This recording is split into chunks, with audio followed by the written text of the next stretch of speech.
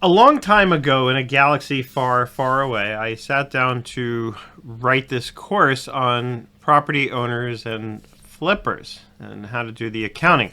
And it's broken up into two sections. One deals with the construction that's necessary for a flipper, right? This is not a contractor doing construction by way of being hired. This is somebody who's doing the construction on their own property that they bought that they're either going to flip or turn it into a rental property. And so that becomes the other section, is how to do the accounting for a rental property that you own, not as a property manager.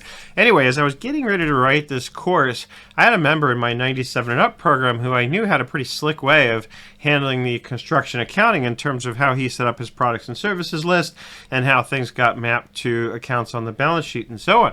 So I asked him if I could take a look and just kind of use some of what he does and incorporate that into my program here. And he said, of course. And it wasn't even something I was thinking I was going to be looking for, but along the way I discovered how he was clearly handling construction loans, and I thought, oh my God, this is genius, right? And it was one of those things where, in the past, when I would work with construction companies as clients of mine, they would frequently want me to show the entire amount of the construction loan on their balance sheet. And I would have to explain to them, I can't do that because you don't actually owe that amount of money. When you get a construction loan, you're authorized to borrow up to a certain amount. In this exercise, we're going to use the example of $2 million authorized. But if you've only drawn down $500,000, that's all I can legitimately show on the balance sheet as a liability. Anything else is incorrect. But at the same time, I understood that they wanted to be able to see it so they could see the whole picture in one place as far as, hey, we're authorized for $2 million. We've drawn down $500,000. We have $1.5 million remaining that we can draw down for the rest of the project. So when I saw the way that my friend Mark had structured the accounts, it was instantly clear that he was addressing this very issue and doing it brilliantly so that it netted out but also showed you all the information. And that's what I want to show you how to do today, right? So here is the chart of accounts, right? The way I've got it laid out in my template. And by the way, this template is available in the write-up. So a minute ago, you were looking on my screen here. This is the article in my Circle community. If you're watching this on YouTube and you want the template, you have to just come over and join my community. It's free. There's no cost. Just come in. It costs you an email address is all it costs you.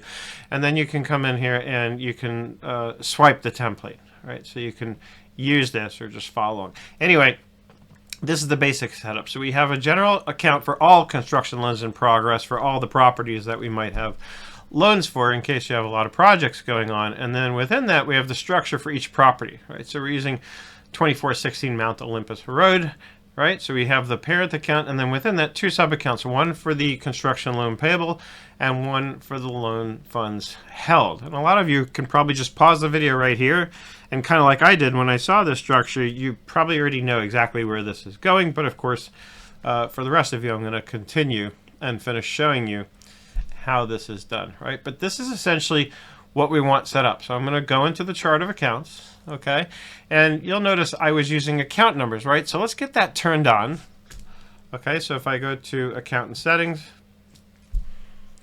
and I'll go to advanced, I think that's where it is. There it is. So advanced chart of accounts, enable account numbers, save, and done. Okay, and now I have my account numbers. Now, I do have the first account set up here in the liabilities section.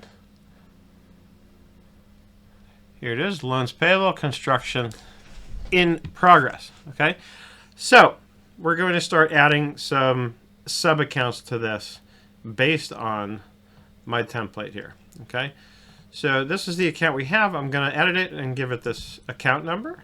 Okay, so let's start with that. We'll edit the account and assign the account number 21,000 and save. Okay, and then I'm going to say new account. Okay, and I'm just going to copy this stuff right from here. Okay, account number. Account type is going to be other current liabilities. Okay, and we'll just book this as, or detail type will use loan payable. Now, some of you might be asking, why would it be other current versus long-term? And for the uninitiated, long-term means it's going to take more than a year to pay it off. In most cases in construction, unless we know that our project for sure is going to take a year, we're going to do it as current. Because in most cases with flipping, we're going to rehab the place for a few months and then flip it, get rid of it, or like I said earlier, maybe turn it into a rental property. Right? Either way, it's not likely that a construction loan is going to live more than a year, and so that's why I classify it as current. Okay, and then over here, I'm going to say save and new. Okay, and then over here, what we're doing, we want to be careful, is we're denoting a sub-account by having the parent account and then colon and the sub-account. So when I set this up in QuickBooks, I only want the second portion here, what comes after the colon in the name. Okay, then we can get that account number. Oops. Click there. Okay, other current liabilities. Here we have to click make this a sub-account, and we want it to be a sub-account of this one. Right, so I can just kind of paste that in and grab it, 2416 Mount Olympus Road, and save and new. And I have one more sub-account here. Okay, there's the name and the account number. And again, this is going to be a sub-account also of 2416, right? In other words, be careful. This doesn't become a sub-account of this. These two live at the same level. Both are sub-accounts of this parent. And I emphasize this because it's really easy to make that mistake, only to have to go back and fix it. I've done that kind of thing many times in my career. And now I can say just save. And then, of course, I still don't assume anything. I'm going to scroll down and make sure that everything looks exactly as I expected. Okay, I can close that, get a little bit more real estate going. I was hoping to widen the column a bit. That didn't work out. So you got to be careful where you click. But here we are. Okay, so we have exactly what I want. This technically could be a sub-account of this, but doesn't need to be. The account numbers kind of take care of things. This is one of the reasons why I started using account numbers, is specifically for construction type businesses, because otherwise you have to get creative in how you name things, and the account numbers help you drive the order so it shows up exactly the way you want on the balance sheet. That's the main reason. I used to hate account numbers, refused to use them until I sort of came to this sort of layout and started doing this kind of stuff and realized the account numbers just make it so much easier to control the order, which doesn't always make sense to make it alphabetical, right? Okay, so we've got the infrastructure in place.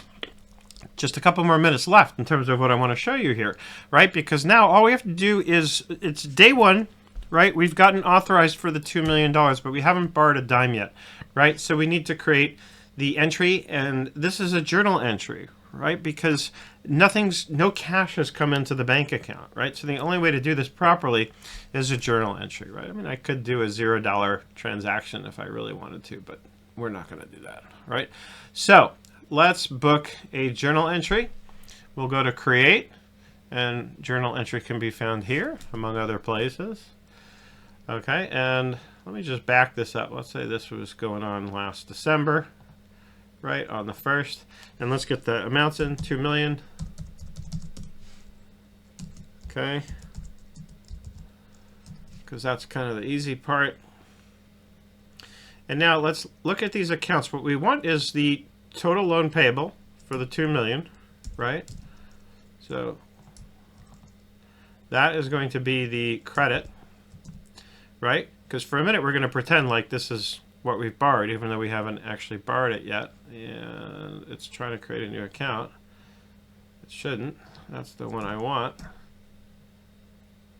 Okay. And then the debit, right? Because remember, these are all liabilities account. So the debit, which is going to reduce the total liability by the same 2 million initially, is going to go to the loan funds held, right? Account number 21115. I paste that in and select it. Okay, and then we can put a description here just saying authorized total construction loan. Okay, and of course, if I was really doing this, I would probably have a customer set up where I would associate the name, classes, and so on. All right. For now, let's go save and close, and then let's go to reports and take a quick look at a balance sheet to see what this looks like, and then we'll record the first draw so you can just really see the whole thing. Okay, so if I run a balance sheet, and I go down here, and always mind your dates. Here's what happens. So it shows me the construction loan payable, and then it shows me construction loan funds held because I haven't received any of it yet. And so the net liability for this property is 0, right? So that works perfectly. And now what we're going to do is every time I receive money into the bank account, we're going to offset that against the loan funds held. So this is never going to change. This is going to keep getting smaller and smaller until this is 0, and the entire $2 million is what's owed. Of course, if we make payments along the way, then those would go against this principal balance here. Okay, so let's record a deposit. Let's go to create, and we'll go to bank deposit. And it's now December 8th, and we're going to get $500,000. So this is going to be 21115. Right? It goes against construction loan funds held. See if I can get enough real estate going here for you to see it all.